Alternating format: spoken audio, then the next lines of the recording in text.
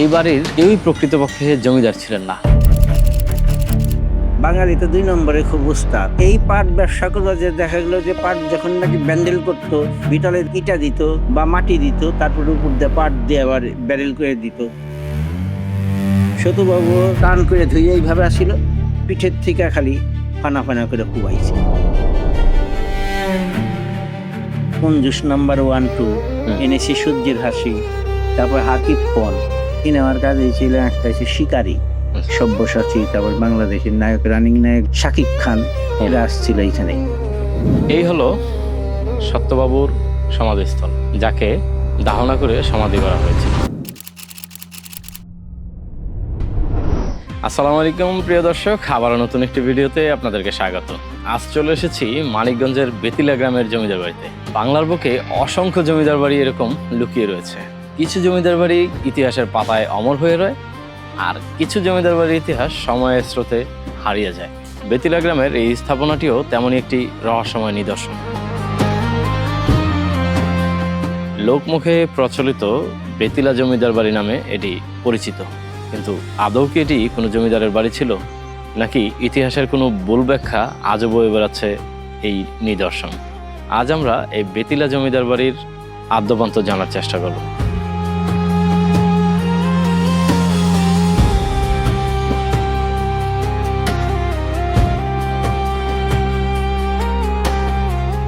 ঊনবিংশ শতাব্দীর শেষ ভাগ এবং বিংশ শতাব্দীর শুরু, তখন বাংলার সোনালী আঁশ পাট বিশ্ববাজারে বিপুল চাহিদা সৃষ্টি করেছিল। কলকাতা ছিল পাট ব্যবসার প্রধান কেন্দ্র। সেই সময় দুই ধনী ব্যবসায়ী ছিলেন জ্যোতিবাবু এবং সত্যবাবু। তারা জমিদার ছিলেন না, তারা ছিলেন সফল পাট ব্যবসায়ী। ব্যবসার সুবিধার্থে তারা বেছে নেন মানিকগঞ্জের বেতিলা অঞ্চলকে, কারণ এখানকার নদীপথ ছিল নিরাপদ ও বাণিজ্যের জন্য অত্যন্ত উপযোগী। এই এলাকায় তাদের ব্যবসা সম্প্রসারিত হয় এবং ধীরে ধীরে তারা নির্মাণ করেন নিজেদের আভিজাত্যের প্রতীক এই বিশাল প্রাসাদ। এই বাড়ির কেউই প্রকৃতপক্ষে জমিদার ছিলেন না, তবে কেন এটিকে জমিদার বাড়ি বলা হয় এর উত্তর লুকিয়ে রয়েছে এই স্থাপনার নির্মাণের উপরে। এই করন্থিয়ান স্টাইলের পিলার এবং ইউরোপীয় স্টাইলের নকশার কারণে এটিকে অনেকেই জমিদার বাড়ি হিসাবে চিহ্নিত করেন। সেই সময়ে গ্রামের সাধারণ মানুষের কাছে এত বিশাল এবং নান্দনিক বাড়ি ছিল অবিশ্বাস্য। উঁচু স্তম্ভ, প্রশস্ত বারান্দা, বৃহৎ খোলা প্রাঙ্গণ, অভিজাত নকশা, সব মিলিয়ে এটি জমিদার বাড়ির মতোই মনে হতো। আর সেই ধারণাই ধীরে ধীরে এটির নাম হয়ে যায় বেতিলা জমিদার বাড়ি। তৎকালীন সময়ে সত্যবাবুর পিতা এ এলাকার ধনাঢ্য পাট ব্যবসায়ী। উনি খুবই শৌখিন ছিলেন বিধায় জমিদারি স্টাইলে নিজের একটি বাসভবন তৈরি করেছিলেন। পরবর্তী সময়ে উত্তরাধিকার সূত্রে প্রাপ্ত তার পিতার পাট ব্যবসা উনি দেখভাল করেছেন। এই বাড়িতে 1947 সালের পরেও সত্যবাবু অবস্থান করেছিলেন। 47-এ দেশভাগের পরেও ছিল সবাই, ছিল কম বেশি তো ওই আসা যাওয়া। তখন ভিসা চালু করলো, মাইগ্রেশন চালু করলো, এইভাবে করলো, আসা যাওয়া এর মধ্যেও করছে মানুষ।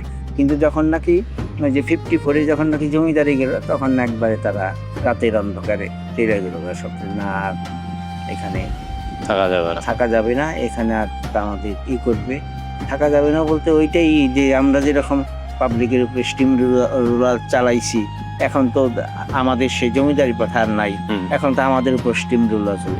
এর জন্য এই যে মানুষজন এই আস্তে আস্তে রাতের অন্ধকারে পাট পাট পাট পাট পাট পাট করে চলে গেল। 1950-এর দিকে যখন জমিদারি প্রথা বিলুপ্ত করা হয়, তৎকালীন সময়ে এই আশেপাশে ওনাদের যত জমি জমা ছিল সবগুলোই সরকার যখন সরকারি নিয়ন্ত্রণে নিয়ে যায়, জমিদারবাবু তার পৈতৃক ভিটার উপরেই নির্ভর করে দীর্ঘ সময় বসবাস করতেন। 1993 সালে সত্যবাবু ইহলোক ত্যাগ করার পূর্বে তার পরবর্তী প্রজন্মকে বলে গিয়েছিলেন তাকে দাহনা করে তাকে যেন সমাধিস্থ করা হয়। সত্যবাবু 93-তে মারা গেছে, ওনার সমাধিস্থল হচ্ছে এটা। ওনার সমাধিস্থল উনি বলেই গিয়েছিল যে আমি মারা গেলে আমাকে তোমরা দাহ করো না। আচ্ছা, তার পরবর্তী প্রজন্ম তাকে এই বাড়ির পাশেই সমাধিস্থ করে। চলুন দেখে আসি তার সমাধিস্থল।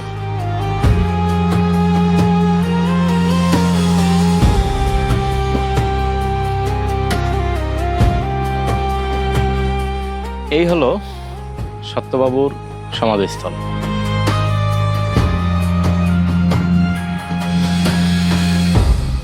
মৃত্যুর পূর্বে বলে যাওয়া কথা অনুযায়ী তার পরবর্তী প্রজন্ম সত্যবাবুর পূজার স্থান যেখানে ছিল তার পাশে তাকে সমাধিস্থ করা হয়। এটি হচ্ছে সত্যবাবুর জীবদ্দশায় উনি যেখানে পূজা আরাধনা অর্চনা করতেন, এটা হচ্ছে তার স্থান।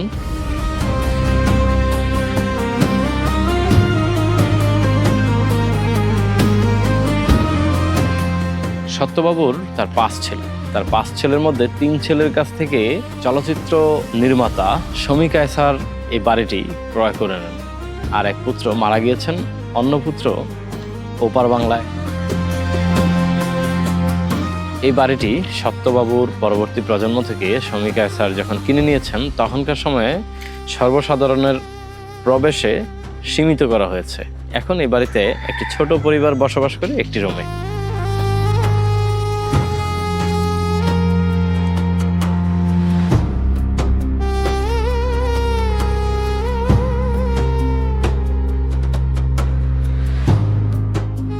সুপেয় পানি গ্রহণের জন্য এই জলকূপটি তৎকালীন সময় তৈরি করেছিলেন। আজ এটি পরিত্যক্ত অবস্থায় রয়েছে। এই যে দেখেন এখানে কি শক্তপোক্ত একটা লোহা ব্যবহার করা হয়েছে, যেটা দিয়ে তখন আগে এই ফিতার মাধ্যমে এখান থেকে রশি টেনে পানি তোলা হতো। তবে আমাদের দেশের ইতিহাস ঐতিহ্যকেরা এই জলকূপগুলো সংরক্ষণ করা এবং সুপেয় পানির জন্য ব্যবহার করা পরবর্তী প্রজন্মের জন্য একটি নিদর্শন হিসাবে থাকবে, যারা কিনা দেখতে পাবে যে পূর্বের মানুষ কিভাবে থাকতো।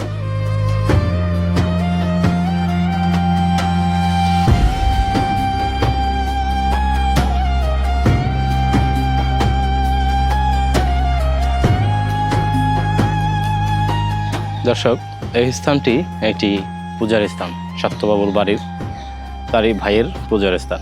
এই পূজার স্থানটি 1971 সালে দেশ স্বাধীনতার প্রাক্কালে এখানের সকল কিছু লুণ্ঠন করে নিয়ে যাওয়া হয়। এখনো পর্যন্ত এটি এইভাবেই রয়েছে। যারা এই বাড়িতে অবস্থান করেন তারা এখন এই খালি স্থানে যে ফুলের ইয়ে দিয়ে তারা তাদের পূজা অর্চনা চালায়।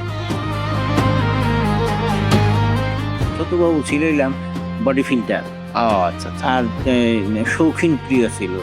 সে বিকালবেলা সে যেত মানিকগঞ্জ যেত ঘোড়ায় চড়ে। লাল ঘোড়া ছিল, সাদা ঘোড়া ছিল, দুটো ঘোড়া ছিল। ঘোড়ায় চড়ে যেত এবং সে যখন যেত, আপনি ওই দিক দিয়ে যদি যে দিক দিয়ে বাবু গেছে ওই দিক দিয়ে 5 মিনিট পরেও যদি আসেন তাও বুঝতে পারেন যে বাবু ওই দিক দিয়ে গেছে। সে একটা পান খেত এবং পান খেত। সেই পান খাওয়ার পরে তার একটা ইন্ডিয়াতে যখন তার ভাই বা ছেলে টেলেরা আসতো, একটা ছিল যে বাবার জন্য এই জিনিস নিত, জর্দা, লাল বাবা জর্দা নিয়ে আসতো।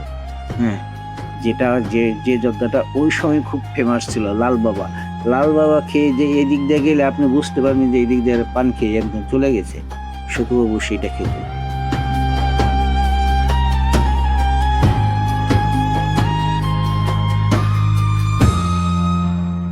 এই বাড়ির সাথে ফিল্ম পাড়ার বেশ সংযোগ রয়েছে এবং এখানে নির্মিত হওয়া বেশ কিছু নাটক সিনেমা খুবই হাইপ ক্রিয়েট করেছিল। এর মধ্যে হারকিপ্টের নাটকের শুটিং হয়েছে কিছু অংশ এখানে, এবং কঞ্জুস 1 এবং 2 এখানেই A to Z নির্মিত হয়েছিল। এবং সিনেমার মধ্যে শিকারি মুভি এখানে নির্মিত হয়েছে। এরকম অসংখ্য নাটক সিনেমা এই বাড়িতে নির্মিত হয়েছিল, যেগুলো আমরা আগে কেউ জানতাম কিনা জানি না। আপনারা কেউ জানেন? যদি জেনে থাকেন আমাদেরকে কমেন্টে জানাবেন। একসময় এই অঞ্চলে ছিল নৌযানের ব্যস্ততা, পাটভর্তি নৌকা চলাচল করত নিয়মিত। বাংলার অর্থনীতির অন্যতম চালিকা শক্তি ছিল পাট। এই পাটই এনে দিয়েছিল জ্যোতিবাবু ও সত্যবাবুর সম্পদ। ব্যবসার সেই সফলতায় রূপ নিয়েছিল এই বিশাল আবাসিক প্রাসাদে। আজ বাড়িটি শুধু স্থাপনা নয়, এটি বাংলার পাট ব্যবসার ইতিহাসও একটি নীরব সাক্ষী।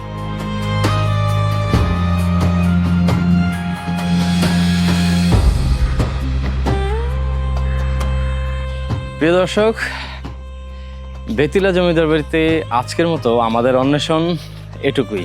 দেখা হবে পরবর্তী অন্য কোনো ভিডিওতে, অন্য কোনো জমিদার বাড়িতে।